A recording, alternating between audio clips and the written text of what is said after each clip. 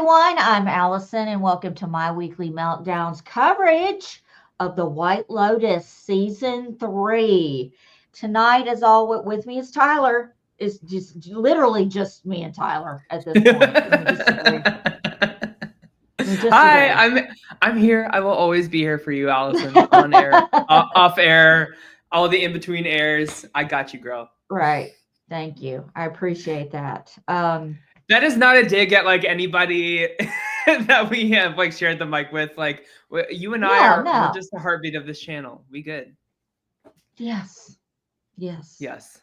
Oh my gosh. I could like why don't we just treat ourselves to a beautiful 5-star resort in Thailand and have just the most peaceful trip whatsoever. Actually, I feel like you and I would be really fun characters like on the White Lotus.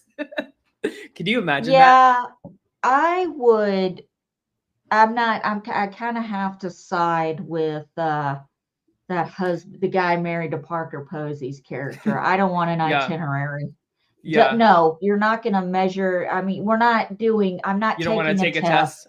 I don't want to take a test. Don't tell me what I need to be doing with my time. And I don't need my phone. I could give a shit about my phone. I'll be more happy to zip my phone up. But I want to take pictures of my trip. So if you want to take my phone and put it in a little baggie, that's fine. But give me something to take pictures with. Yeah, absolutely. You know? Especially all the monkeys.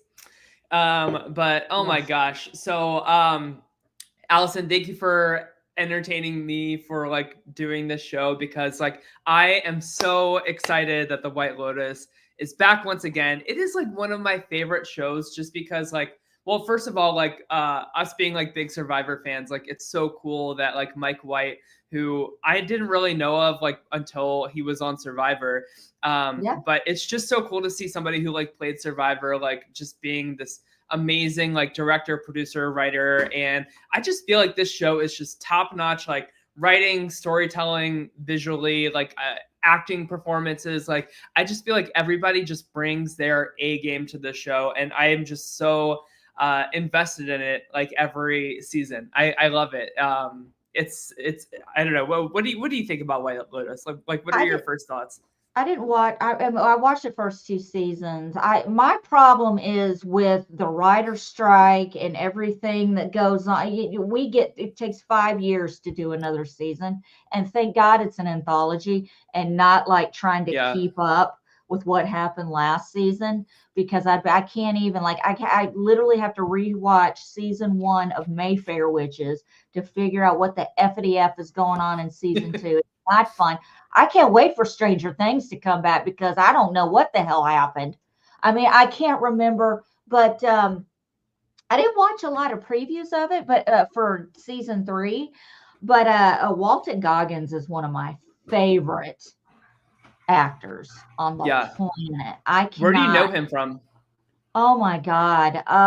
Some people may know him from that motorcycle show on FX. Sons of Anarchy. He was in the Quentin Tarantino's Hateful Eight.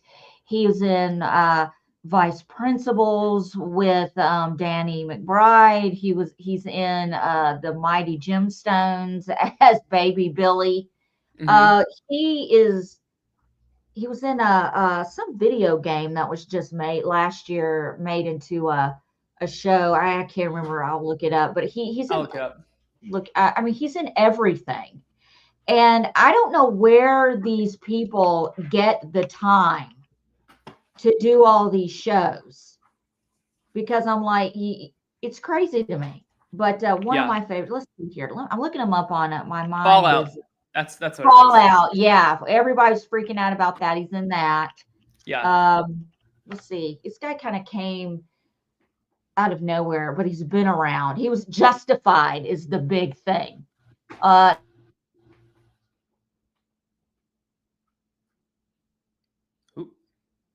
I don't know if Allison's internet just went out or if mine. Test.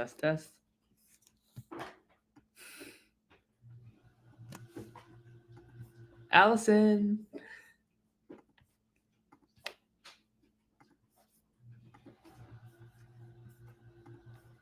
I don't know what to do.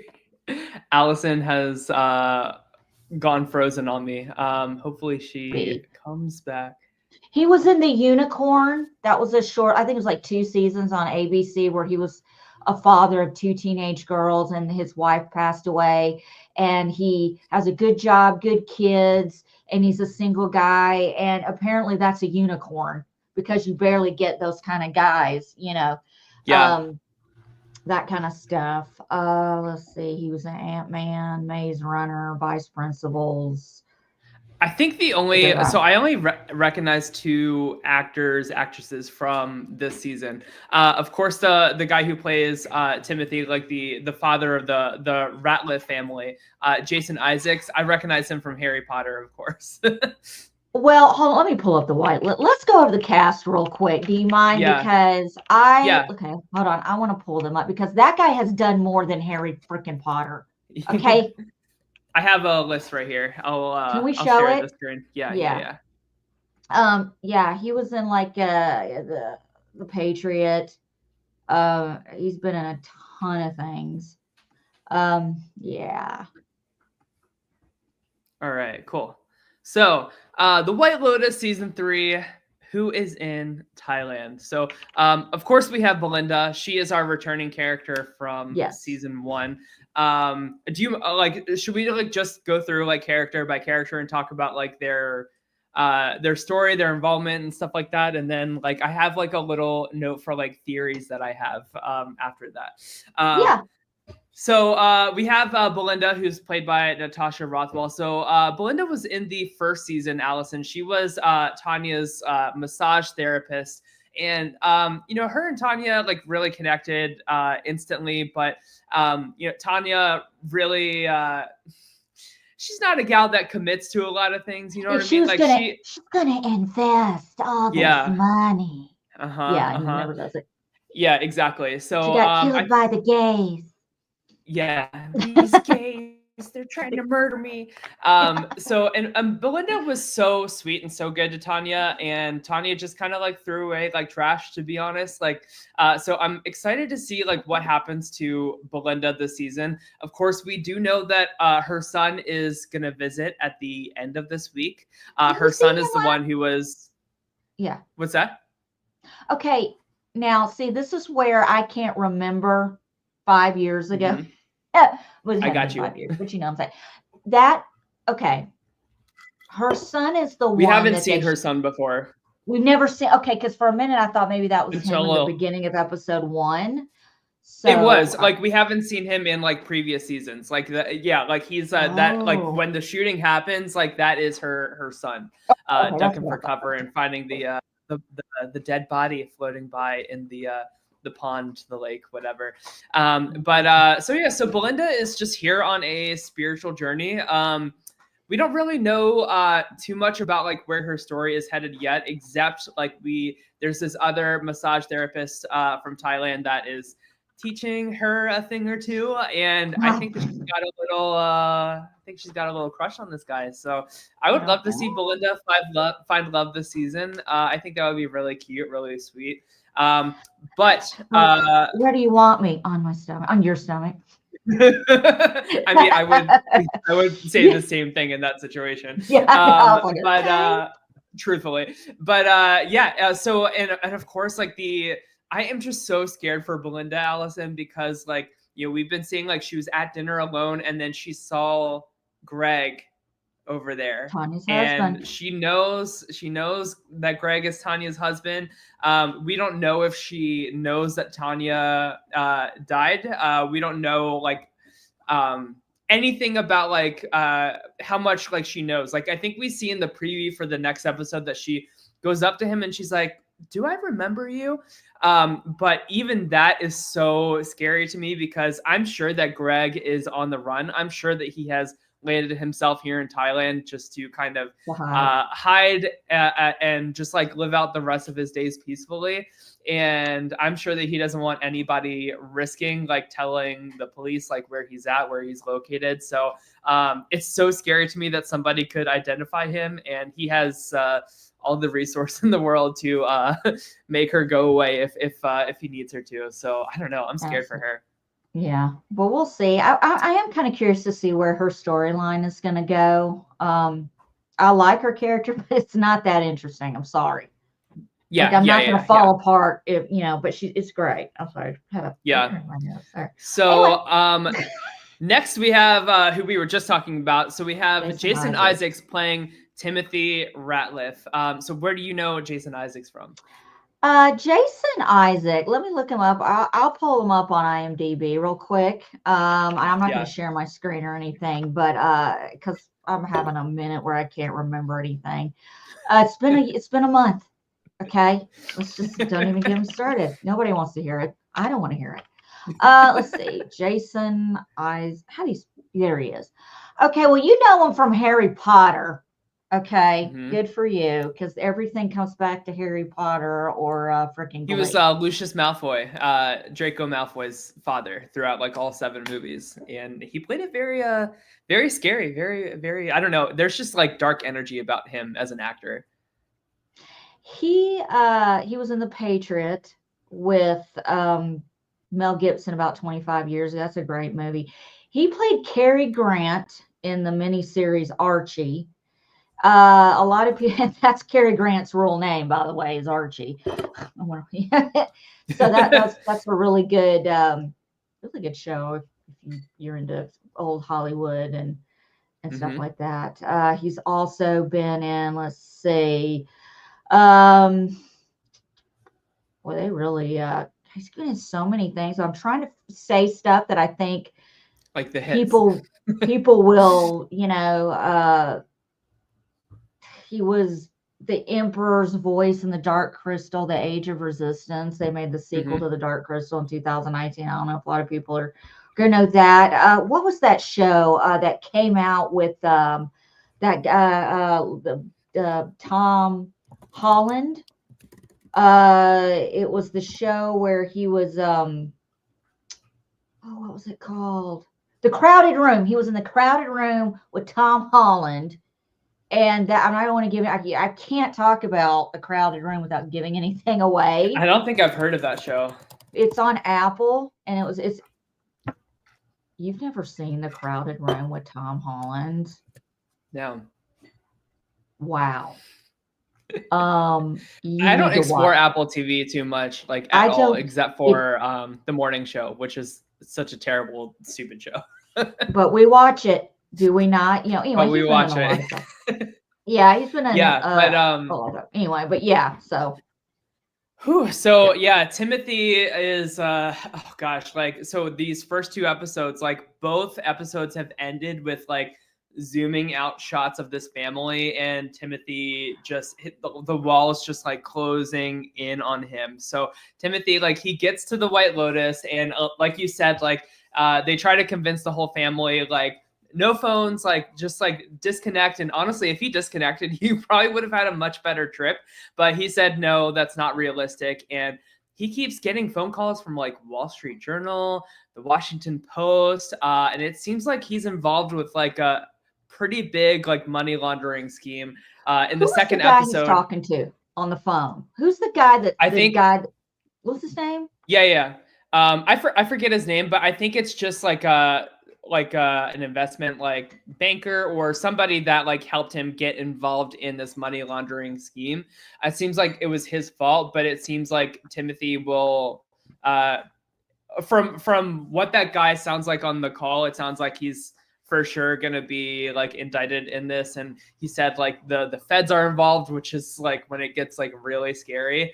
And so Timothy is just like watching his whole world collapse, and he hasn't told like any of his family or anything. And he can't even get a lawyer to like represent himself because of the like time zone difference has been like screwing up so much. Yeah, I don't know. We'll see. Allison, I think you're frozen again.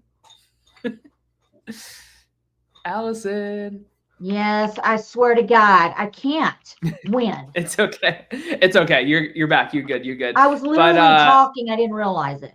I wanted to give a fun fact though, real quick. yeah. Off screen, Timothy Ratliff is having a conversation with Kenny. That's the guy. Uh-huh.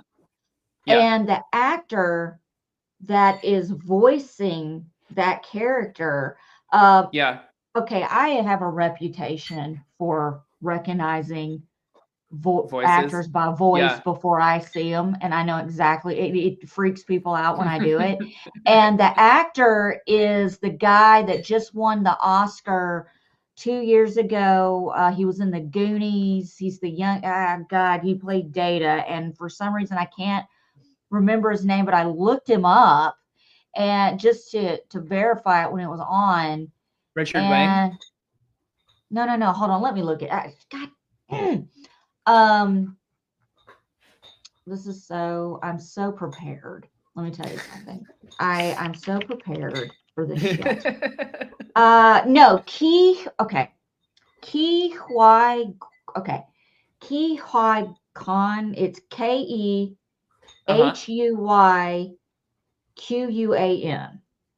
Okay. Yeah. I'm not pronouncing it right. Oh, I see. Yeah. He was in Everything Everywhere All at Once. Yes, he won the Oscar for that. He was in Love Hurts. He was in Indiana Jones, The Temple of Doom, Goonies, all of that. And I recognized his voice right away. I was like, oh, I know who that is. So I didn't recognize his voice. Good for you. Well, you know that in the first episode of last season, Laura Dern is the angry wife talking to what's his name, Michael Imperio or whatever, the one that's like, don't call me ever again. Yes, that's Laura Dern doing that like amazing monologue. So I don't know, like I just I will give this theory now. So of course, like we know that like there's a dead body like floating in the water like by the end of this week. Have you heard of the iPhone theory? Look, all I know is this guy does not need to be talking on his iPhone about how all he got was $10 million out of a damn scam. So, well, that's the thing. So, so Apple is very strict about like if you are a villain in a show or you like commit like violent like acts, you have to be on an Android. You are not allowed. Yeah, you are not allowed to use an iPhone. And pretty much everybody else at this resort has an iPhone except for him. So, are we gonna see him just like totally spiraling and realizing like, of course, there's nothing left to go back for. But also, I just you know what that says about us? You know what that says about us? What? You're the hero and I'm the villain. Of course, yeah. Because you're an iPhone and I'm an Android. Exactly. Those green bubbles are just villain written all over them. Don't lie. So I don't know, like this family, I feel like is gonna be like we'll see like we'll talk about the other characters, but like I need to know how these children are these brothers and sisters or something, because there's some incest down the hall shit going on. Let's talk about Parker Posey real quick, and then we'll talk about the three kids as like a unit. Okay, so Victoria Ratliff by Parker Posey, and man, this mama is just like drugged up from the moment she arrives to the end of the second episode so far. What do you think about Victoria here? Ladies, like, listen, her behavior's not unusual to me. I'm sorry. I mean, I know people like this, not me, but you know what I'm saying without saying it. I love it. I feel okay. I don't want you to get offended, but Tyler, I feel like if you were a bitchy middle-aged white woman, this would be me. Victoria Ratliff. You would be Parker Posey. But Parker Posey is just amazing in general. I first saw her in Dazed and Confused back in 1993. And if you have never play a seen similar character. Sorry, I'm gonna. She is a bitch in everything she's in, pretty much, but a good bitch. She's the bitch you want to be. You're like, I'm gonna be that bitch. I need to be that Parker Posey bitch, but because I love her so much. But no, if you've never seen Dazed and Confused, this is a film that has everyone in it that okay, where is that? It's okay, Dazed and Confused has every freaking person under the sun in this gosh damn movie. I'm not even kidding. She played Darla Marks. She was a senior. The seniors tortured the freshmen. This had a young Matthew McConaughey in it, Jason London, Joey Lauren Adams, Mila Jovovich. Everybody was in this movie. I mean, everybody was in. I'm looking at the cast right now, and it's just like that. You name it. Ben Affleck, the dude from Yellowstone was in it. I mean, everybody was in this movie. So anyway, if you want some real '90s culture, watch 1993's Dazed and Confused because it takes place in like 1975 and it's timeless. Anyway, she's great. She was in the miniseries, the Walking Dead little short stories that they did a few years ago. Oh, was she really? I didn't know that. Yeah, she was in a really good episode. It was hilarious. It was Tales of the Walking Dead, and it was like she and her friend. Her friend in this episode is this comedic actress. Oh my God, who is this woman? Please just pop up. Jillian Bell. I don't know if you know who Jillian Bell is, but we don't have that much time. No. Great. But yeah, she's amazing. And this character is hilarious. I mean, so what? We hung out at a baby shower 10 years ago. I have time. I'm on vacation in a month. I was like, I felt so like I knew that was coming. I didn't have to. Yeah. I knew she was going to be that bitch because she's part of the Posey, man. She can do that. And she's on the right. I don't know though. I feel like I'm getting like more of like a dark energy around her than I originally thought. Like I thought she was just going to be like heavily medicated Southern woman, but like, we see her like trying to convince her son to go to be a Tar Heel at college. I forget what college that is. And I don't know, like I also wonder like how much of Timothy's like downfall, like does she know is coming? Does she know anything about like certainly her interaction with Kate at breakfast that second morning was really off-putting for some reason. Like she was like so like rude and dismissive. Like Kate was just trying to be like, hey girl, like we spent like a weekend together at this like baby shower. Do you remember me? And she was like, was your hair different? Yeah, like it's just that kind of shit. That is so I swear to God, she's too busy. She apparently brought a pharmacy with her. She can't be bothered. I don't know how. Yeah.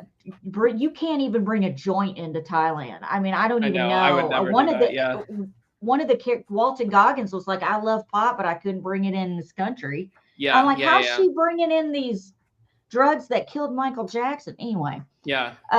I think that she might have an inkling of what's going on or might be completely in the dark. She either knows or doesn't know. I don't see a gray area at all. I have a theory about her involvement like with this family after like we go through the 3 kids that I want to share. Yeah, we got to talk about these kids. All right. So next we have Saxon Ratliff, played by Patrick Schwarzenegger. And oh my God, these first 2 episodes, he is like the most unlikable douche canoe, horny, like Nepo look at the way baby he's wearing loser. His sunglasses, for God's sake. At least they're not on his head backwards. That is the major douchery. Oh my God. He is like, he is such a pig. He like tries flirting with the ladies on the girls trip. He tries flirting with the that younger British gal, I forget her name, and she like both sets of women just like totally turned him down. And then he's like grabbing his crotch in front of them, and then like he gets like a sports massage in the second episode, and he gets like a huge boner during the massage, which is like so embarrassing and gross. But I think we need to talk about like exactly what you mentioned earlier, like just like these like incest vibes going on. Like what's your working theory about like the 3 kids and especially like his behavior? I think the eldest Saxon here, I think Patrick Schwarzenegger's adorable. I just think he's adorable. I've always thought so. I love that he's playing a cocky little shit on this show because it's really showing that he's got some depth. Yeah. Unlike some other people. But anyway, so I think he's very, I don't know, he was digging around the cabinets for something. Did we ever find out what he was digging around for? Is it Adderall or what? He said it was for protein powder, so he can, or like what's like a blender for his which like you don't even need a blender to mix like a protein powder drink. Oh, you think so? How are these people getting the drugs into Thailand? I try to bring a freaking anything, a candy cigarette. I'm in a Bangkok jail. Listen, when you're rich enough, the rules do not apply to you. It's kind of how I look at these people. But I think like, so the big scene was, you know, he is really adamant about sharing this room with his brother rather than like his brother sharing it with his sister. And then, you know, of course, like once they're like in the room, like together at night, like he just does some really creepy, I gotta jerk over the top shit. Yeah. He's like, where am I gonna like what kind of porn do you like? Like I'm gonna like go jerk off in the bathroom. Like I don't, it was just like so like it feels like predator or like grooming behavior to me.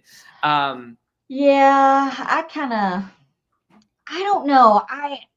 I personally feel if just from I don't think anything has happened, but I think that Lachlan, his younger brother, he's gay, right? I believe he's gay. Think so. I think he's gay. And I think his brother knows he's gay. And I think Saxon is the kind of little shit that will take compliments from male or female. He doesn't give a shit as long as you're telling. I think he's comfortable enough in his masculinity that he doesn't care because it's all about him anyway. And he's teasing his brother. I think he's teasing, but it's very questionable though. It's like you say, it's very icky. And it just doesn't, like you're telling your younger brother that your sister's a virgin. Like, why are you even talking? How related are these children? Yeah, that's what I want to know too. Related. Not that, okay, that is such a Southern thing to say. Oh, I need to know how related the children are so I can make the proper incestuous assessment. Because there's levels, there's tiers. Tiers of incest. Jesus. I wanted to show one thing that I saw on Reddit that has to do with these three kids. But give me a second to pull it up. Chat about something while I'm pulling this up. Let's see. Tomorrow's my birthday. Happy birthday. Yeah, thank you. Oh, okay, here we go. Anyway. So did you catch in the first episode, like when they were on the boat, like heading to Thailand, like gosh, of course I have to like delete something real quick. So like they're on the boat, the three kids are like sitting there, and it was very much so hear no evil, see no evil, speak no evil image of the three of them. No, it's like uploading right now. There you go. So see no evil, hear no evil, speak no evil. See no evil, hear no evil, speak no evil. Okay. And in the second episode, he like while he was getting his massage, he had like a towel over his eyes. She was not speaking to that guy that was like flirting with her during yoga, and then the brother's ears were like underneath the deprivation tank, so he couldn't hear anything.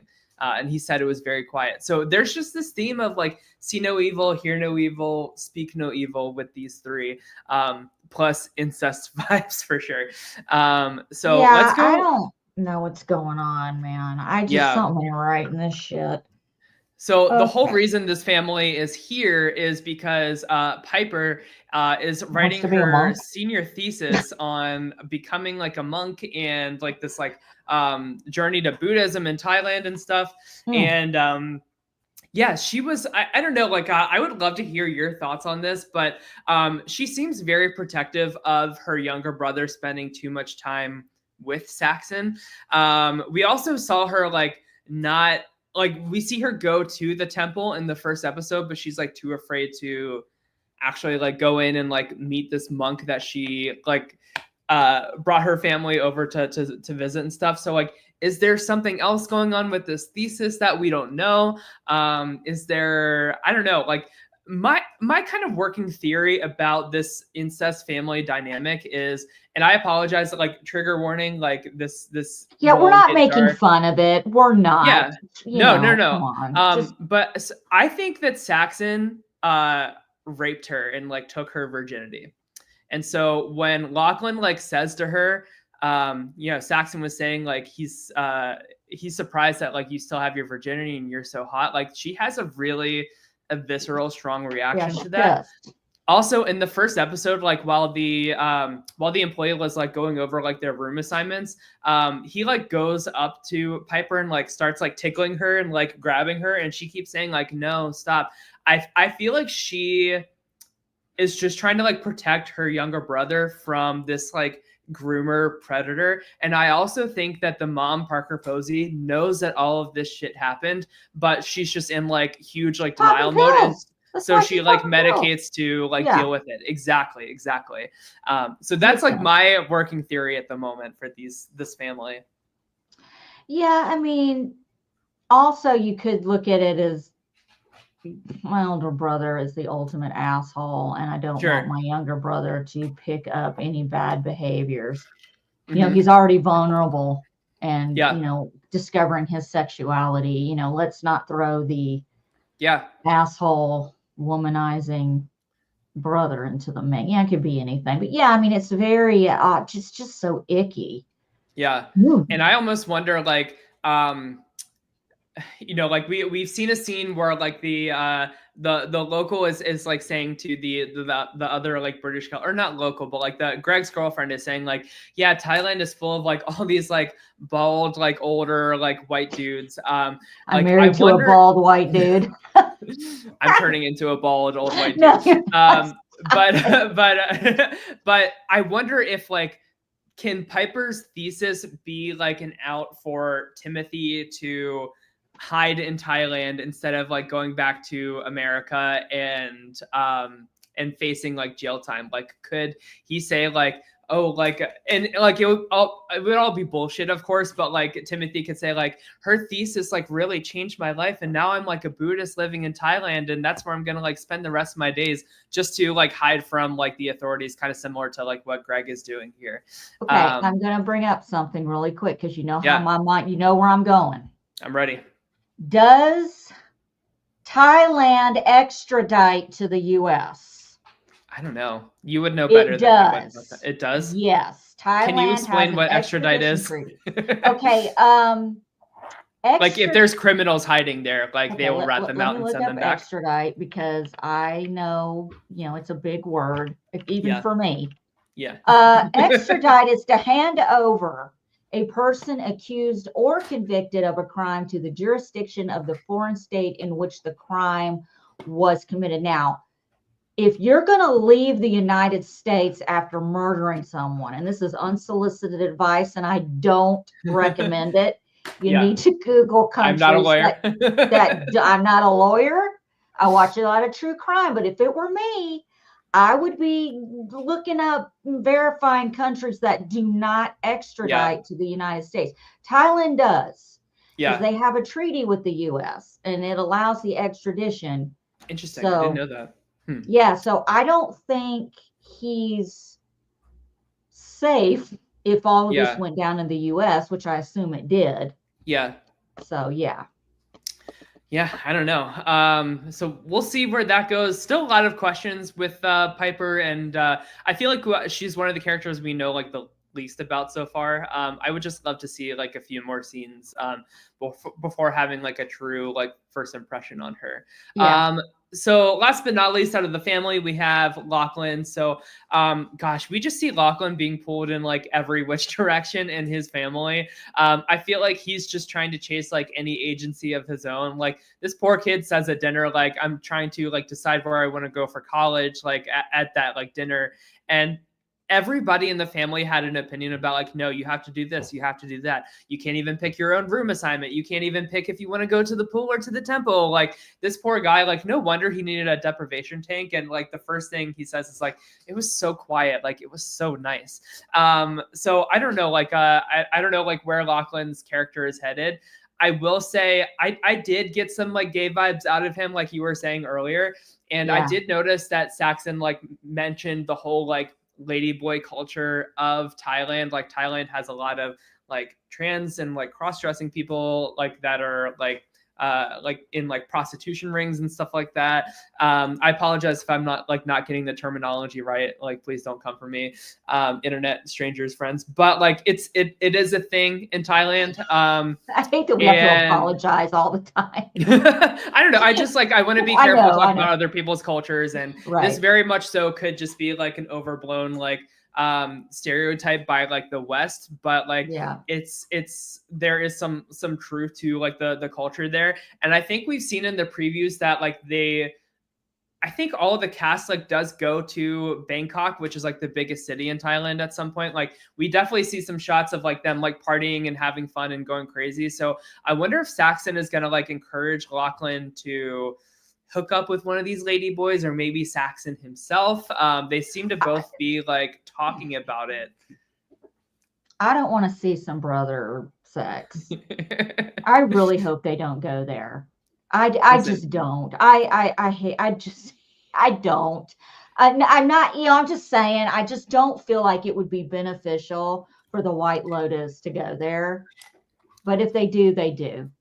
I mean, you have to remember, this is HBO. Like, there's incest all over Game of Thrones and House of Dragon, presumably. So what I'm saying is we already have shows for that. Can we just leave it out of something? I mean, Jesus. But yeah, I got you. I got a booger. Hold on. I got a booger in my nose. But, I mean, as Saxon says, like, having sex in Thailand is like a box of chocolates. You never know which ones are going to have nuts. So, I don't know if that could be... That's what he said at dinner. He said having sex in Thailand is like a box of chocolates. You never know which ones are going to have nuts. Who said that? Saxton? Saxon at dinner to Lachlan when he was talking about the lady boys. Oh, he doesn't care if it's... I don't think that man cares if it's got nuts in it. Question: Do you think Saxon might be a virgin? Like, do you think he's like projecting like how much of like a loser at life he is because he's like working for his dad's company and like not really doing much of anything? No, he's too comfortable grabbing himself in public and being naked and almost jerking off in front of his brother. Yeah, no, that guy's not a virgin. I don't believe. I'll turn it off if they try to play that card. All right, so the next group we have is these gals. They're not sisters. They're lifelong friends. They've been friends since high school, but they only reconnect every like 4 or 5 years, they say. And they're going on this trip kind of as a victory tour, a victory lap, instead of a midlife crisis trip. But like, as a woman of a similar age, Allison, I would just love to know like what you think of these 3 gals and like their dynamic. So what? I'm turning 30 tomorrow. What? I'm joking. No, I get okay. These 3 trip me out. I feel like I would be the Leslie Bibb character, the one with the really, really short. Like I can so identify. Like I've gone up to people who totally blow me off. So okay, I'm not trying I don't know if you watched the Saturday Night Live 50th anniversary. I did. Fred Armisen is hands down in my top 5 of SNL. He's so funny. Yeah. That Weekend Update skit that they did with that girl about Lorne Michaels and we go way back. We're childhood friends. We helped him move, and then he's great. We have a great. I said, I will say. You know what I'm saying? Those. I laughed. Chris and I have rewatched that skit. I don't know how many times because he and I do that all the fucking time. Anyway, but like this is happening with these 3 women. Now they're not saying. I will say this. It's as soon as one leaves the room. Hey, you know what? Weird, right? Like they just doing that typical, like, hey, did you? Don't say you. No. Like they're doing it to each other.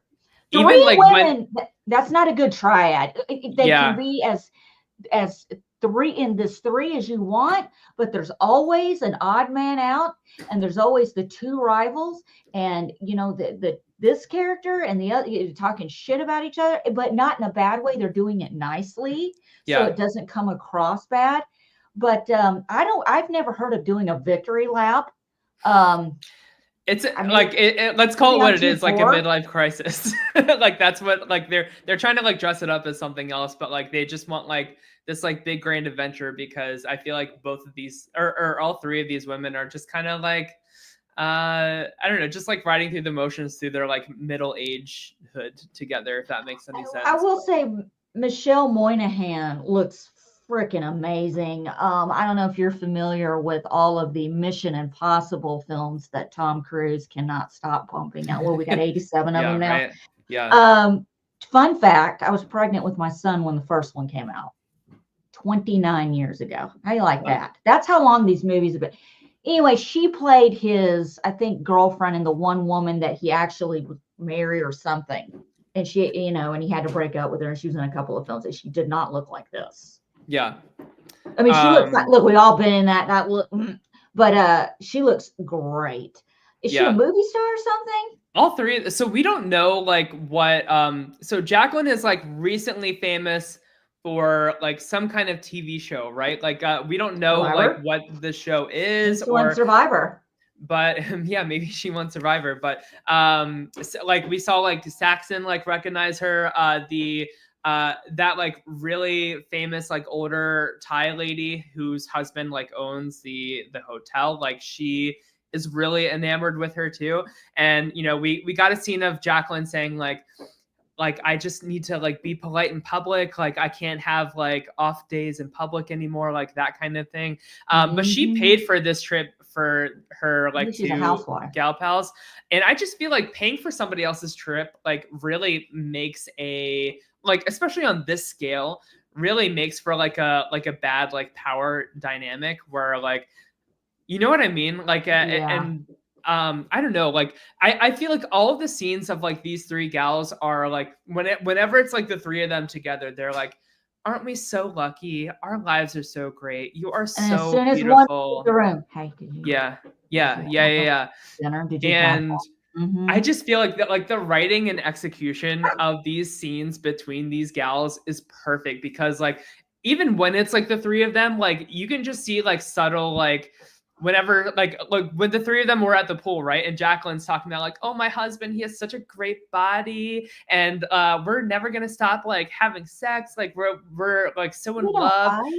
And you can see Kate like look over to Lori and be like, but like there's so much like communication between these 3, even in just these little nuanced like looks back and forth with each other. That is so like, I like their scenes just like make me like physically uncomfortable, like ill, like it's just so this is why this is why Allison doesn't have a lot of like girlfriends, and the female girlfriends I do have are quirky like me. Like we're not trying to compete with each other. Like we really appreciate each other, and we let it's genuine.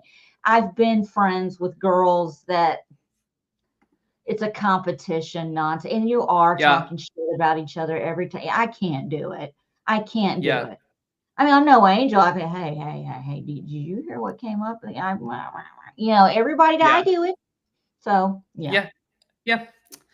And so I personally think that Kate is the one that's like kind of enabling this behavior between the 3 of them. I feel like I've seen her the most. She just like agrees with whatever the other person is shit talking about the person not there. You know what I mean? Like she's that person. Gossip. Yeah. And I think it sounds to me like she has like married into money is kind of like the vibe that I'm getting. And she like tries to compare like fame to like, so many people want to like be on all these boards that I'm a part of and stuff. And like, I don't, it's just so I don't know. Kate, she's probably my least favorite out of the three so far, but once again, like we're just getting started here. Like I'm so curious to see like where these three gals go and what kind of like tension there. I just feel like there's so much tension building already between these three gals, but the one that I know is always neutral. You know what I mean? That's always neutral. I get it though. The digging for God. It's not. I don't know if I would consider it. It is digging. I don't give it. Yeah, it's digging. But as long as I'm not the one that's the gossip is about, I don't give a shit. I'll listen. Yeah. No, really. Yeah. But if you got somebody's got to say, we don't need to be talking about that. Yeah, but I don't feel like Kate is that kind of gal. No, she's not. Like she's just and glad that nobody's talking either. about her. Let's be honest. No, it's a survival instinct. Like I get it, And so Lori, played by the wonderful Carrie Coon. So I know Carrie Coon from The Leftovers. She is an incredible actress. So as soon as I saw that she was going to be a part of this third season, I was so freaking excited. I just know that she's just. I'm really excited for wherever Lori's character goes this season because I know that Carrie Coon would not have been casted in this role if there wasn't something like really incredible down the pipeline for her. So I'm really excited. It seems like Lori has a little bit of a drinking problem, or at least like she drinks enough that like the other two gals are talking shit about it. They tell Lori, you always do things that are so hard.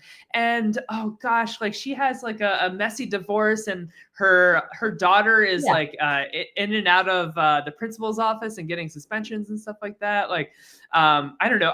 Lori's definitely the one that's feeling left out the most out of the three or like disconnected. It doesn't help that her room is further apart from the other two gals too. In all excuse me, superficial friendships, okay, there's always the one friend that takes the fault. Like you keep this one friend around to make you feel better about yourself. This is it. The other two are keeping Lori around. Let's be honest. The other two are super skinny, got obviously stuff done. They're all about all of this. And here comes Lori, who we relate to. It's like, she's a real person. I think she's gorgeous. I think she's, the way she is. But I mean, she's not Botoxed out. She's not lipo sucked out. She's not wearing the fancy, all that. She's a regular down to earth person. And she's the one that they keep around to continuously feel better about themselves. I've been that fucking friend. Everybody has. I've been the person that's been, it's a shitty feeling. It's terrible. And when they're done with you, they're done with you. And I don't care if you've been friends for 30 freaking years. They're keeping you around for something. Like, how crappy they talk about her. It's and she, like, in that first episode, we see her notice the two gals are like still like staying up late, like talking, and like it seems like they're having a better time without her in the room. She sees all of that happen and she just starts like bawling at the sight of that. So I think there's really some deep-rooted insecurities that are only being validated by like going on this trip. And it must be so like isolating and depressing. And I don't know. I work for what she has in life. I'm getting the feeling that Lori had to work for what she has in life, where the other two, it's a totally different story. It's totally different. She like gets that fitness like wellness exam, and like what's her name can't even like let her have like, oh yeah, like your water levels are great. Like she has to like one up her by saying like, oh he said they were like the best that like he's ever seen. And are you sure your numbers were right? Like I don't know, there are so many like backhanded like insults to her already. Do you think these three gals are gonna like be friends still by the end of this trip, or you think this is I think one of them's going to be floating in the river. You think so? That's your official prediction? Oh, yeah. I have a big feeling it's going to be one of them that's floating in the something. Like I said, deep female relationships are deep for a reason. And it's not because they're superficial and they're, it's these kind of, like I say, you can be friends for 30 years. Oh, I've known her for 30 years. We've been friends for 30 years. That doesn't mean shit. I've known people there. No, being in someone's life constantly for everything up and down is totally different from just like getting together every few years. It's not the same. It's not the same. So somebody, whatever. Who knows? We'll see. All right. So our last group of like visitors here this week is Chelsea and Rick Hatchett. So let's talk about Chelsea just real quick here. I feel like we don't know like too much about her yet, but it seems like she's married to Rick, right? That's no, it's a partner. They're not married. I see. Yeah. Yeah. So I just like, there's a reason why they are there. And I think the story, I think a lot of it's probably going to center around him. Yeah. And it could be her floating in the river. I don't know. I have no idea. But I do like that she's not sitting around because he's a stick in the mud. She's going out and having fun and meeting. If that would be me. You want to sit up in here and be effing miserable? That's fine. I love you. I'm here for you. But we're in an exotic country, and I'm going to go have an exotic beverage. Yeah. And I'm going to meet people I would never meet in Memphis, Tennessee. I'm not going to sit on my phone and watch Netflix when I can do. Here's the thing, people. I'm going to tell you that I'm really speaking to you. Let me have a moment. I'm ready. I'm talking to you young people. You're going to be 48 someday. Okay? And you're going to be looking back on these trips that you're going on now. And just make sure when you're on these trips, you're looking like this and not like this, because don't do things on vacation that you could do at home. It's a waste. I wish someone had given me that advice when I would have appreciated things a lot more. Live a little, say yes when you should say no. Just, go do some fun shit and stay out of your phone. Just take pictures. But anyway, I don't know where I was going with that. So she's definitely encouraging Rick to, decompress, go do get like a facial, get like a massage, just like unwind and chill. But Tyler, let me ask you a question. If you and I went to Thailand and if I said to you, someone on the plane thought you were my father, you need to get a facial. I would get a facial. I would run my ass to get that facial stat. I'd be having layers removed of skin. You know what I'm saying? Yeah.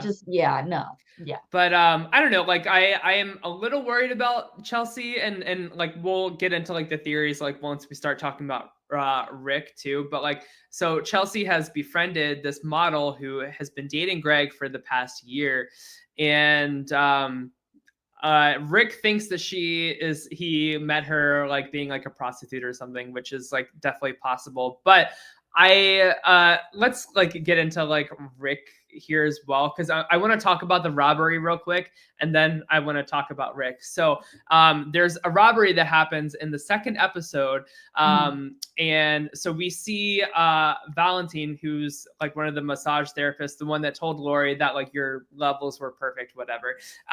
He's like talking to the guard while this big like Range Rover goes by, and they robbed the jewelry store like in plain sight. Like it's crazy that there's not a reaction in like the main lobby, because the computer gals, like the receptionist, is like just not paying attention. But I just think it's a little too convenient that model girlfriend was in the changing room while that was happening. Oh yeah. So, and she comes out and goes, "What happened?" So I don't think that she is really like a model. I don't think that she's even like a prostitute. I don't even think she's really Greg's girlfriend. I think that they're like accomplices together. And they are like in with Valentine, maybe like another staff member here at the White Lotus, for like a robbery scheme. And so she's like just trying to befriend some people to like create like alibis for herself and Greg if needed. I just hope that like Chelsea and Rick like aren't too manipulated by these people. It does seem like Rick is like, he kind of has these people already clocked as like shifty already, which is good. But so Rick Hatchett, he is Chelsea's boyfriend, and he just has this like really, I feel like he's going through like withdrawal of some kind, and we don't know exactly of what. I think he's sick. You think so? I think he's got. I mean, it could be cancer. I think he's there he could be sick. He asked about that guy, that woman's husband. Where is he? He's not here. Who did he ask about? So he asked about the hotel owner who is his wife is that older Thai lady who was singing, that like celebrity woman. So Jim Hollinger.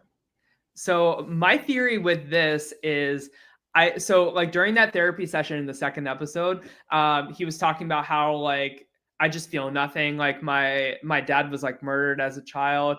I think that the hotel owner murdered his dad, and he is here, and that's why he like wants to go to Bangkok to like find this guy. I think that he murdered his father, and he is like out for revenge on this trip. Okay, I have another theory. Yeah. His mother died of a drug overdose when he was 10, right? Mm-hmm. And his father was murdered. Yep. Could this Jim Hollinger be his biological father somehow? Possible. Maybe when dad died, he found out this isn't dad. Possible. Or maybe when mom died, he found out some info. You never know. Mm-hmm. And maybe he needs bone marrow or some shit. I don't know. Maybe that's true. That could be it. We also do see some tension between him and Timothy. Like whenever Timothy's on the phone, like exactly. It is just a pissing contest, but I don't know, like that could like certainly escalate during the week, especially as like both of their situations are getting more drastic. Also, like what if the two of them just say like, hey, like let's lead like a life of crime together this week, you know, like they could both just say maybe like they did the bank robbery or the hotel robbery. Maybe. So we talked about his Greg's girlfriend and Greg and everything. So last but not least, we have two employees here at the White Lotus. So we have Mook and Gaitak. So Mook, played by Lalisa Manobal, she is a very famous K-pop singer. So she has like Yes, yeah. Okay, so this is like a pretty big deal that they have her here at the White Lotus, but we don't know too much about these characters just yet, except for I feel like she's just like kind of into the bad boys a little more, and this poor guy who's like a security guard like confessed his love for her, but she can't even like look at him in the eye in this picture here. You know, she's like checking out those like bodyguards with the guns and everything. So I don't know. I feared that like we're gonna see this week in the White Lotus, like this weekend, not like the next episode, like this week of like this season. I worry like, is this guy just gonna take like a really dark like spiral turn into darkness, like after being like a jaded like person who doesn't have like love reciprocated, like I need to be the bad boy and then like do something like scary, or could he be like the hero at the end of this week who I think he's gonna be the hero. You think so? I hope so. I'd like to see a redemption story. I'd like to see someone who's a total asshole turn around and maybe be the good guy at the end. That would be nice. Yeah. So we had two more minor characters left. So we have Sritala, who is her husband, like owns the resort here. We don't know too much about her yet, except that she is just really enamored by what's her name, by Jacqueline, and she's a performer of some kind. This guy Fabian, he is the manager at the hotel. Not as strong of a personality for the hotel manager as like Valentina and what's that guy's Valentina. name in the first season? Yeah. But he just has like a really awkward, weird energy about him. Is he gonna shit in a suitcase? I can only hope. Okay, because you know. All right, so that's kind of like the recap on like characters here on the White Lotus, just setting the board. So now I want to ask you, like, who do you think shoots the gun? Who do you think gets murdered? Like, how does all of this like play out? Just shoot like any and all like thoughts here. So at the end of the season, we can like replay this and be like, we were totally wrong. See, I don't know, because I feel like the first 2 seasons, we got more of the corpse, and we had kind of had at least a little bit more to go on to kind of who is it and what's going on. I couldn't really tell what male, female, what, who, when, how was floating in that water. Yeah. That, to be honest with you, that might not even matter. That might have just been a casualty. I have no idea.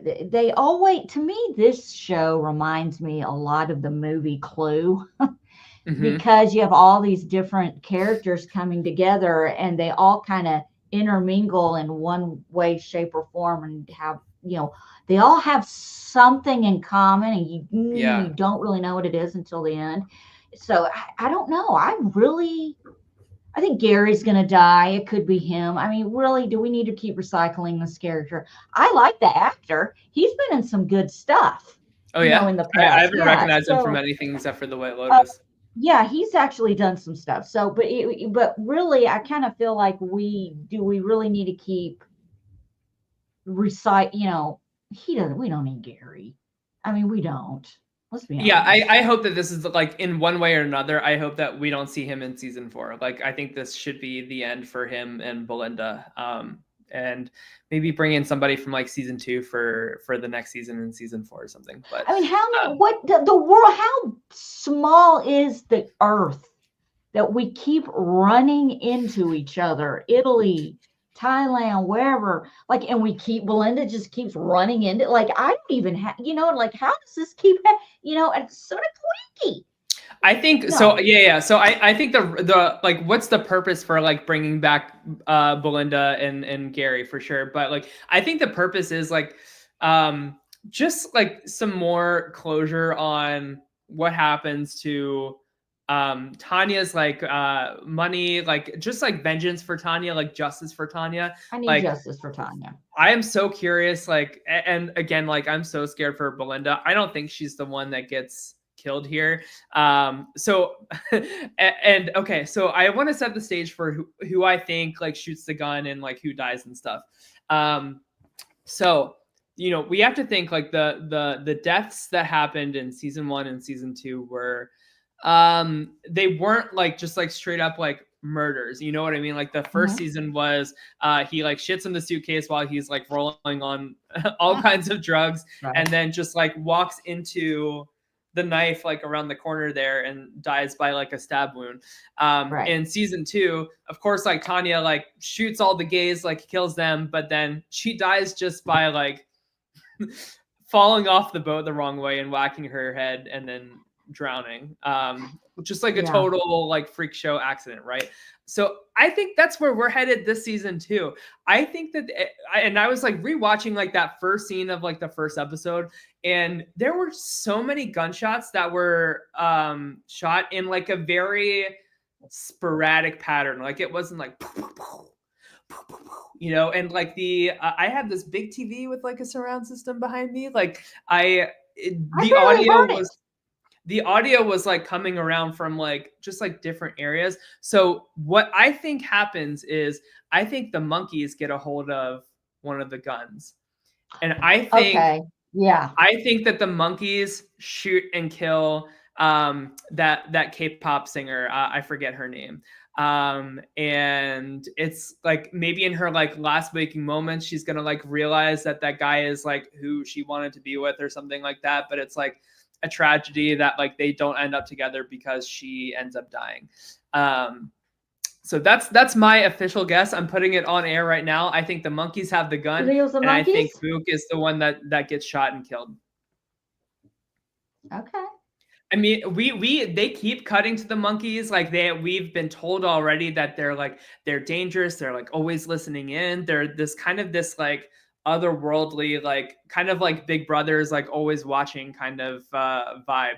And I could totally see a monkey like getting like a gun from like one of those like shifty bodyguards and then just like not knowing what they're doing. You know what I mean? And that's why everybody's running, because there's no like stopping it. You know what I mean? That's dangerous. Yeah. It could be nothing. Like we could literally be coming up with all these conspiracy for nothing. How pissed off would you be though if that is what happened?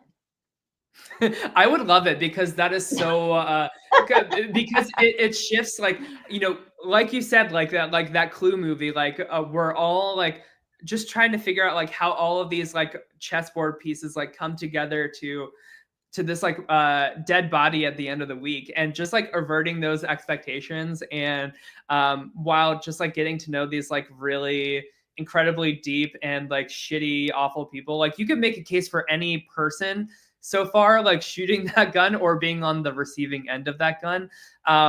But it just in like the most like White Lotus way, like it would just be so cool for it to end with like just a total like holy shit accident like that. And then just like a montage of like the three girls like not speaking while like getting on their flight to go home together. And like that's the last time they probably ever communicate with each other. And Timothy like stays in Thailand, like avoiding jail time. Maybe Saxon takes the fall for all of Timothy's crimes. We do know that Saxon like works for Timothy, so maybe that could be his judgment day, his comeuppance for if he did like rape his sister or like anything like that. Gosh, like who knows what's going to happen with Rick and what's her name? There's so many questions left with that story so far that I can't even like predict where that's going to go. I do think Belinda's safe. I don't think she's going to be like dying at the end of this week. I think like we'll see her like reunite with her son. I feel like that would be too obvious, but I don't know. So that's my theory. We've got 10 days before the shooting. Because there's the shooting and then it says 10 days earlier. Yeah. So there's no telling, you know, what's going to unfold in these 10 days. There's like something in me is freaking creepy as the Ratliff kids are. Something in me is like, I don't think they are fucking each other. And I'm wrong. I could be wrong. I mean, you know, whatever. But something is like, I think they're just freaking weird and have inappropriate. And it's just, there's no boundaries. There's no consequences for their actions. So, you know, maybe that's what's going on. And also, I just want to point out, can I share the screen real quick? Yeah. Something that I want to show, you know, now since it came up, I kind of feel like maybe I should. Not that I'm encouraging this behavior. So these are countries that don't extradite to the. And so you really have to list of where you should go. Do you want to go to these countries though? Yeah. I'm not trying to go to North Korea, okay, to avoid tax evasion. Do you know what I'm saying? Like let's look at this here real quick. Like if you're gonna do something, you these are your options. Mm-hmm. China. Yeah. What would you pick out of this list? Vietnam, Cambodia. I would probably pick Cambodia. Bolivia. Isn't there a disease named after that country? Russia? Well, they've got my info anyway. But you know, Indonesia. I don't know. I like Morocco. I would probably like Morocco. I'd go to Morocco. Not Cuba though. This is good to know. I would like to just somewhere the Iceland. That'd be called. Can they speak English? Yeah. Can somebody speak it? Because I'm not, just the list is not appealing. I'm not going to Iran. I'm not going to North Korea. You don't want to go to the Solomon Islands? What? The Solomon Islands. What is that? I don't even know what that is. I don't know. I have no idea. I'm not going to Vietnam. Look, they don't like Americans, okay? Yeah. Mm-hmm. Like I ain't trying to get some mustard gas bath. I'm not into it. So just think, just try to get to Mexico. That's all you can do. Anyway, so that's my 2 cents on. It's not appealing countries. It's not appealing. Anyway, so yeah, we'll see what happens. I'm really excited for the direction of the season, though. I cannot wait. Yeah. Do we want to talk the traders, or do we want to like save that for another day? Up to you. We keep talking just for say. I was just gonna say, like, if you are spoiler, if you don't want to hear about the Traders US season 3, turn it off, because I'm sure as fuck not gonna hear about it later after I've already told you to turn it off. So spoiler. If you don't know what spoiler means, look it up. I can't tell everybody how to do everything. So this past 2 weeks, we've gotten out Rob. Boston Rob is gone. Did we address that one already? I can't remember. Boston Rob is gone. Dolores is gone. Wait, let me see. I'm bringing it up. God, I can't. Carolyn's gone. Yeah, that's the big one we got to talk about. So who left before Carolyn though? So Sam. So we've talked about Derek and Rob were eliminated back to back. So Derek was murdered and then Rob was banished.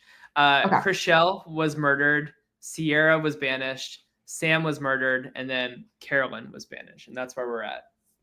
Okay, so Danielle recruits Brittany.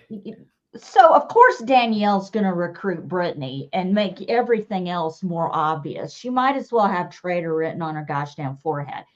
The production that she put on, these people have got to stop it. It did look like two traitors going after each other. It was, and Tom Scandival and Brittany, these two are a dynamic duo, man. It's Batman and Robin to me. They're funny together. I love it.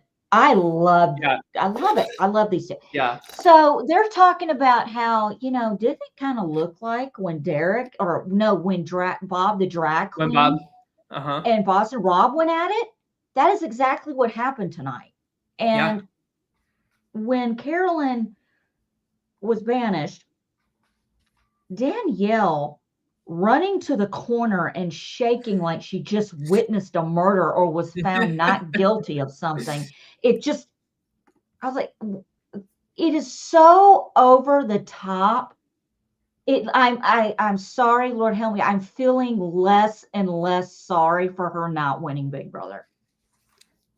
Because it's dumb. It's just, was this what was in store for us? I don't know. But it just, the ridiculous, and then, recruiting Brittany and making it completely obvious that she's a traitor. I mean, what is Brittany going to say? No. Yeah. So I mean, like, Danielle is so theatrical in like a very over the top way. It's not a good way. It's not good. Yeah, I mean, like, this is why she was not voted as the winner of Big Brother 3 is because, well, they didn't sequester the jury at that phase in Big Brother's history. So they saw Danielle say all of this shit in the diary room, and so that's why they didn't vote for her in the end. So for anybody that's like surprised that Danielle is, a little unlikable, I say go back and like rewind the tapes and see that like this is Danielle, but I was happy to see. So like Carolyn, she's been saying online, like, please don't come after Danielle personally. I say like, great game. Like my hat's off to you. So like, there's no bad blood between like Carolyn and Danielle. I'm just so surprised that Carolyn left before Danielle, like, because I agree with you, Allison. Like, it is so obvious to me that Danielle is a traitor, and the theatrics are just like so much. And you're right, like it did seem like it was like traitor on traitor fighting again. So of course, like Danielle recruits Brittany. I'm sure Brittany's gonna say yes. And then they do have a murder that night. So I wanted to ask you, like, who do you think they're murdering? They have to murder somebody and give somebody like the seer power. Let me get this off my chest. Yeah. Was the tomfoolery fucking over on reindeer games, Big Brother reindeer games, that in dire and deep that Danielle is constantly trying to make it up to Brittany or Brittany, whatever? Like, what is going on here? That you're gonna pick Brittany to be a traitor with you. Now, was it Brittany that fucked over Danielle? I think that's what happened, right? No, it was Danielle. Okay. Yeah. No. I'm sorry. It was Brittany that put Danielle into an elimination. Danielle could have won that elimination, but this is just going to keep on going, and it's freaking reindeer games. I'm sorry. Everybody's got a season of Big Brother that I hated reindeer games. I knew who was going to win. We all knew. Yeah. Come on, man. Anyway, who do well, after Brittany accepts, if they have a brain at all, you need to get rid of Tom. Mm-hmm. Tom or Dylan. One of those two need to go back to back. Yeah, because I agree. That's what's coming. I can't believe Dylan is still there. After Tom figured out Twinkle, Twinkle, Little Star and all that shit, singing backwards, I was like, dude, this guy is and then at the round table talk about cheaters. I've looked this guy up. I looked him up. I read about him. I read about you, Tom Scannable. I'm saying, I know what's going on with you. I thought that was hilarious. And he took it like a champ. He was like, okay, you're right. I'm sorry. I get it. But yeah, those two need to go. I think Sam was finally coming out of his shell. And the reason why he was there was finally making sense to me. Yeah. After his backstory of, I didn't know English when I came to the United States. And I learned from watching people, and he was not, whenever he did say something, he was right on target. Yeah, he definitely had some right reads for sure. Yeah.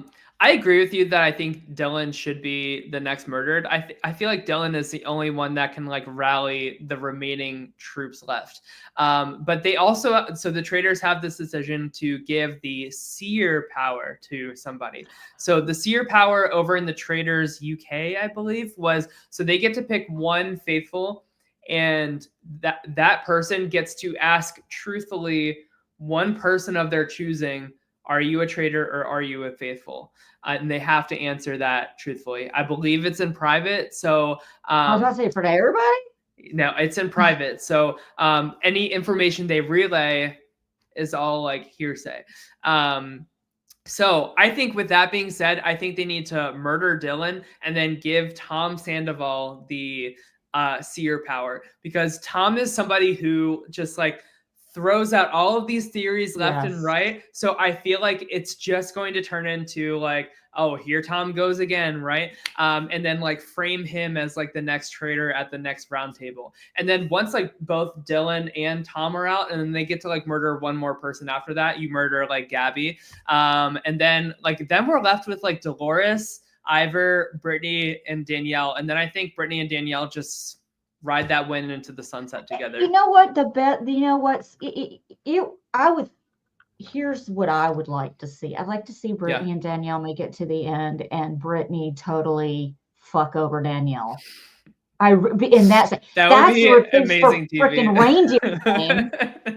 And Daniel, you can't say anything, man. You did it to yourself. She may be playing this with the shittiest performance I've ever seen, but bitch, she's still there. Yeah. Dr. Will ain't. Mm-hmm. If you're watching Deal or No Deal Island, that dude went. Oh, he did? He's gone. He went last week. How far in the season did he make it? 4 episodes. Okay. Yeah, they got rid of him. Did he quit or did he get voted out? He got voted out. Do you know how that works? No, no. Okay. In Deal or No Deal Island, there's always going to be a bottom 4. And if you beat the banker, you get to pick one of those 4 people to eliminate. Okay, gotcha. But if you lose against the banker, you're the one who goes and you don't get to pick. Gotcha. So they eliminated Will. Okay. And they the guy that did it was, a big, strong player. It wasn't like he got eliminated by a little peon or something. Yeah. It was actually somebody who, was doing a good job. Is Parvati still in? Oh, God, you know it. Do you have to ask? That bitch plays. She's always in the top something. When has she ever been eliminated early? I can't. Yeah, that's true. Is David still in, the Australian Survivor winner? That's the guy who eliminated Will. Oh, okay. Oh, wow. And nobody knows that he played Australian Survivor. Allison, he played like one of the best winning games Yeah. I've ever seen in Survivor. He's like the Tony of Survivor Australia. These people don't know who he is, and he's not telling them. Like Will kept saying, "You've won something. Yeah, you've done something." And because he's a model, like you would never guess that he is like that strong and good of a player. So he won his season. Yeah, very. Yeah, it was a very like crazy good win. Very strong player. And Will, I think, I love Dr. Will, but I think that the point was proven that, this was his official retirement from reality TV. And he even said, I'm glad I went out this way against this guy than anyone else. But at the same time, this really kind of proved the point I've been kind of harping on here lately, that the legends of the past, can they hold up to present day? And I don't think this was the format that his talent, it was not on display, because I'm sure a lot of people were watching going, this is the great Dr. Will from, yes, but this is not the game he should have played. This is ridiculous. I don't even know why he agreed to do Deal or No Deal Island. He must know the banker, and the banker's a female, and I think it's Sia. Oh. That's my theory. I like that theory. So yeah. Interesting. All right. Cool. Well, I think that wraps it up for us. Great work chatting the White Lotus and the traders. Did we have any comments? Like Do we have any comments? We did not. Did we go live? Yeah, it says in stream. Huh. Well, I hope you guys all leave us comments after. I do want to hear like y'all's theories about like who gets shot. Now I'm curious. Keep talking. Now I got to make sure that we're not private or anything. Yeah. But no, if you are listening, either on Apple Podcasts or Spotify or here on YouTube, go over to the YouTube channel and leave a comment. Like, I want to hear like your theories about like who ends up floating in that pond, who is the one that shoots the gun, any theories about like any of the people like here on the season and everything like that. Or if you just want to share thoughts about the traders, that's cool too. And real quick, I don't know, Rory and I are going, and Tyler, you are, if you want to, we're going to do a mid-season of Yellow Jackets season 3 here in a couple of weeks, because we want to do in the middle, because he and I were texting about it today, and I'm going to tell you something, I can't get into it. But I just can't, because the L word comes up. And you know what that 4-letter word is? Love? No.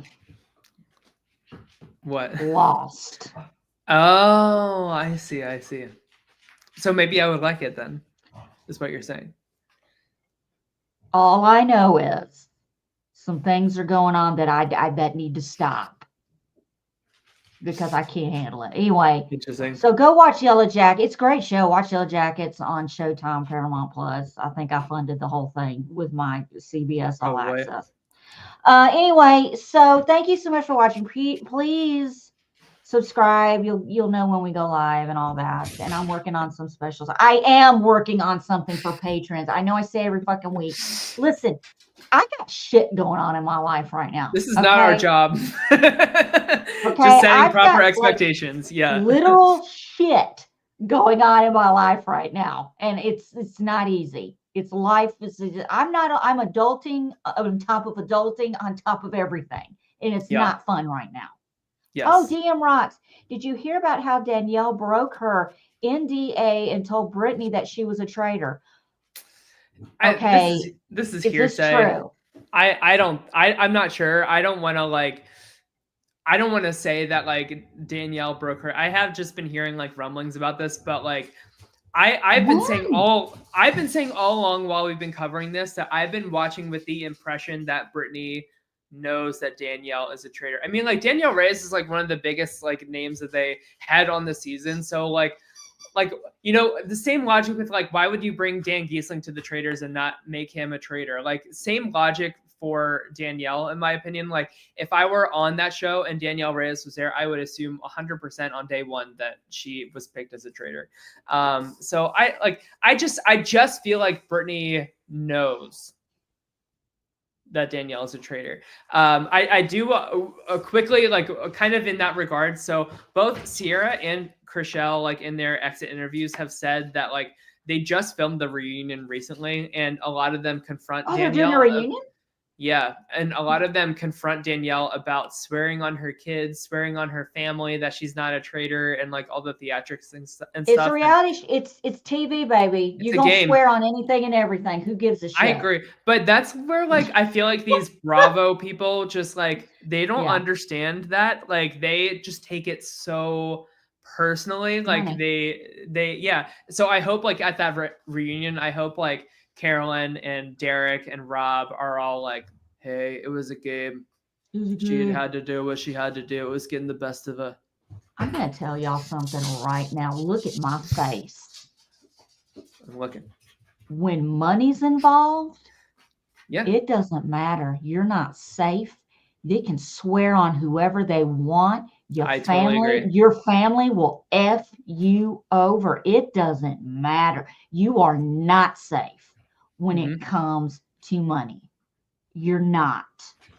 And that's in life and in reality shows. If I swear on my grandchildren and I stab you in the back, in the front, and in the ass, bring it to me. I'll shoot that shit down. I don't give a shit. I don't care. You know what? Because my grandsons would sell me out too. Because they're smart. They're smart kids. For money, yeah. Yeah. You want to end this screen because I apparently don't know how to do it. Because when I was recording my, did you see that at the end of my thing I did? I hit it like 4 times. Like, why isn't it ending? Oh, I got to hit it again. I have all the power. All right. Yeah. Well, we'll see you guys when we see you. Have a great one. Take care. Bye-bye.